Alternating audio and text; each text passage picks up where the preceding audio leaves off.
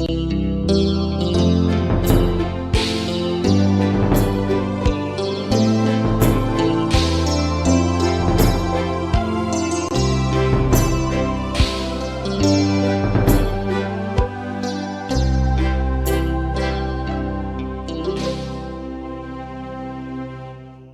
Ibu Bapak yang terkasih dalam Tuhan Yesus Kristus. Selamat pagi, morning call pada pagi hari ini bersama saya Pendeta RT Patikawa. Saya pendeta jemaat di GPIB Jemaat Ikus Tumbang Titi, Kalimantan Barat. Khususnya saya melayani di wilayah Bajem Anugerah Serengkah. Bapak Ibu yang terkasih, mari sebelum kita membaca merenungkan firman Tuhan, kita bersatu dalam doa. Ya Tuhan, tenangkanlah suara dalam hati dan pikiran kami, supaya kami hanya tertuju pada firman Tuhan.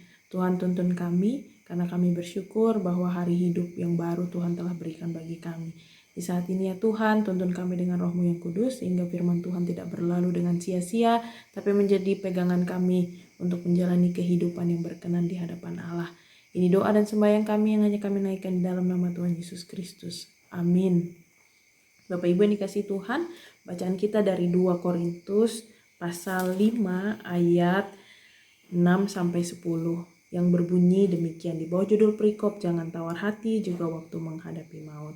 Maka oleh karena itu hati kami senantiasa tabah meskipun kami sadar bahwa selama kami mendiami tubuh ini kami masih jauh dari Tuhan. Sebab hidup kami ini adalah hidup karena percaya bukan karena melihat. Tetapi hati kami tabah dan terlebih suka kami beralih dari tubuh ini untuk menetap pada Tuhan. Sebab itu juga kami berusaha baik kami diam dalam tubuh ini maupun kami diam di luarnya supaya kami berkenan kepadanya. Sebab kita semua harus menghadap tahta pengadilan Kristus supaya setiap orang memperoleh apa yang patut diterimanya sesuai dengan yang dilakukannya dalam hidupnya ini, baik ataupun jahat. Demikian pembacaan Alkitab, terpujilah Kristus, haleluya. Bapak Ibu yang dikasih Tuhan, Bapak Ibu mungkin sering melihat gambar ini. Gambar ini bukan hanya sekedar gambar, tetapi juga cerminan kehidupan manusia. Mengapa?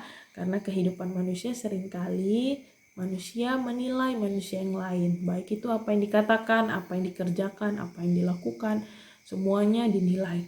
Kadang seringkali kita juga mengambil bagian dalam hal itu. Kita menilai orang lain atau orang lain pun menilai kita.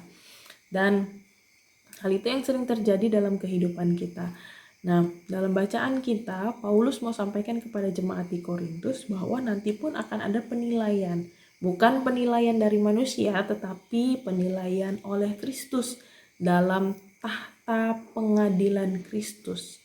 Penilaiannya bukan soal apa yang kita lakukan, tetapi apa yang telah kita lakukan selama hidup kita di dunia. Penilaian ini terjadi di akhir zaman. Dan Paulus katakan bahwa itu akan menilai apa yang kita telah lakukan dalam kehidupan kita di dunia. Kenapa kemudian dalam bacaan kita Paulus seolah-olah sangat yakin bahwa dia akan menghadapi tahta pengadilan dan akan menerima apa yang menjadi atau apa yang patut ia terima. Karena Paulus yakin benar dalam bacaan kita sehingga ia sabar, ia tabah menghadapi hidup yang penuh dengan penderitaan, penuh dengan tantangan hidup. Karena apa? Karena dia yakin bahwa ada janji keselamatan Allah.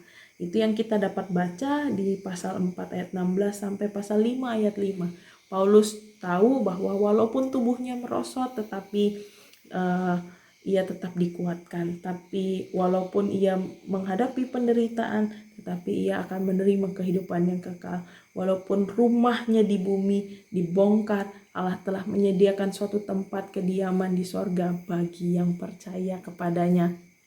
Paulus yakin benar, maka dari itu dalam bacaan kita Paulus bicara tentang kehidupan yang kekal.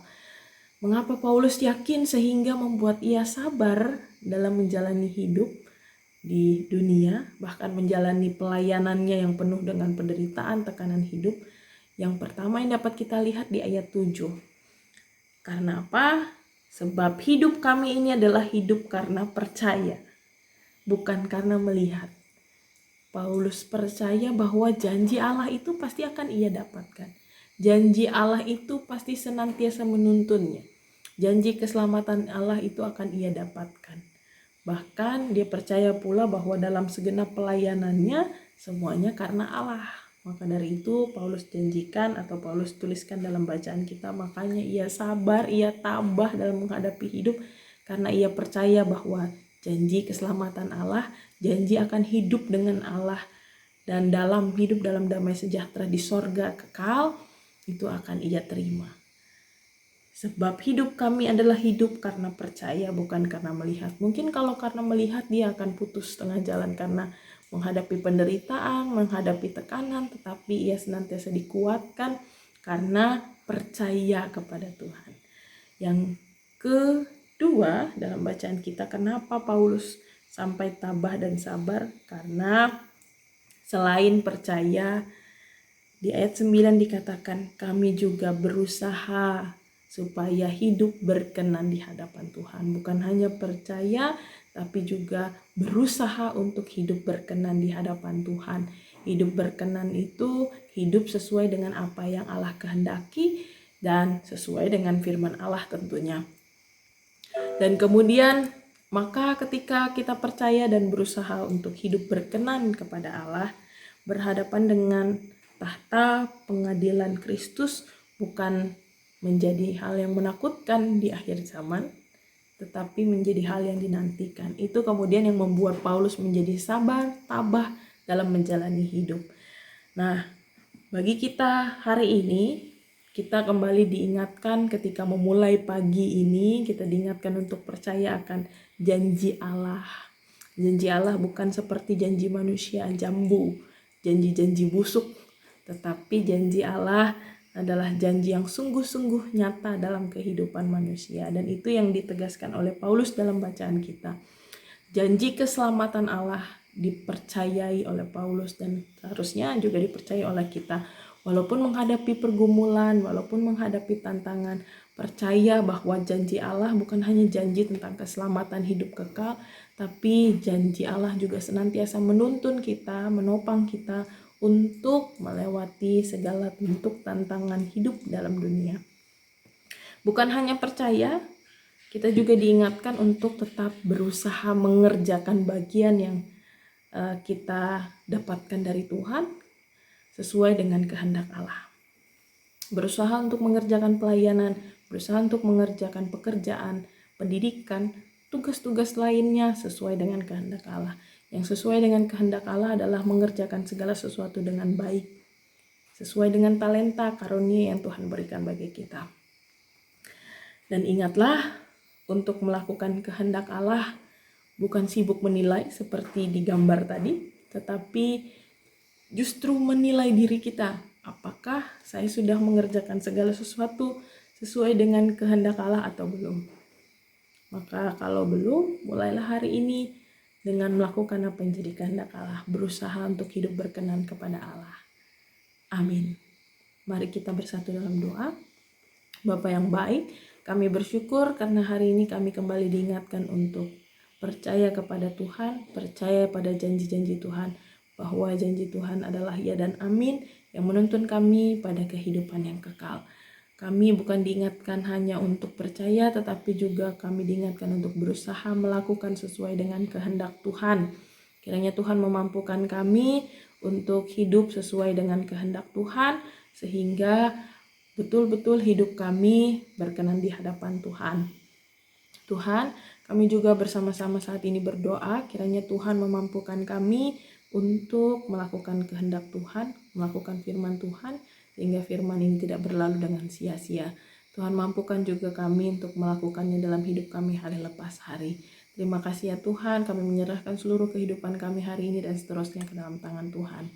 Dan di saat ini kami juga mau bersama berdoa khususnya untuk kehidupan kami berbangsa dan bertanah air, bahkan di seluruh dunia Tuhan, dengan pandemi COVID-19 yang menekan kami, bahkan dengan efeknya ya Tuhan, baik di bidang sosial, di bidang ekonomi. Kiranya Tuhan memampukan kami untuk senantiasa berjuang bersama-sama, untuk senantiasa menaati protokol kesehatan, untuk senantiasa menjadi teladan-teladan kecil dalam melakukan hal-hal yang kecil untuk kebaikan bersama.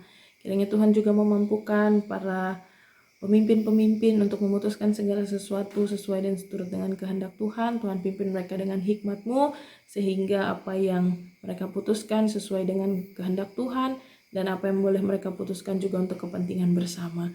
Kami berdoa bagi setiap orang yang bertugas, setiap orang yang sukarela menopang satu dengan yang lain untuk melewati pandemi COVID ini ya Tuhan. Kiranya Tuhan berkati baik satgas maupun orang-orang yang mengambil bagian dalamnya, bahkan tenaga-tenaga medis. Tuhan berikan kesehatan, kekuatan, sehingga kami boleh bersama-sama bergotong royong menyelesaikan ini semua. Kami menyerahkan semua apapun yang boleh kami lakukan ke dalam tangan Tuhan. Kiranya Tuhan juga memampukan kami untuk melewatinya bersama-sama dengan Tuhan. Ini doa dan sembahyang kami ya Tuhan, yang hanya kami naikkan di dalam nama Tuhan Yesus Kristus. Amin. Jemaat yang dikasihi Tuhan, tetap senantiasa tabah, tetap kuat, tetap menjalani hidup sesuai dengan kehendak Tuhan. Tuhan Yesus memberkati.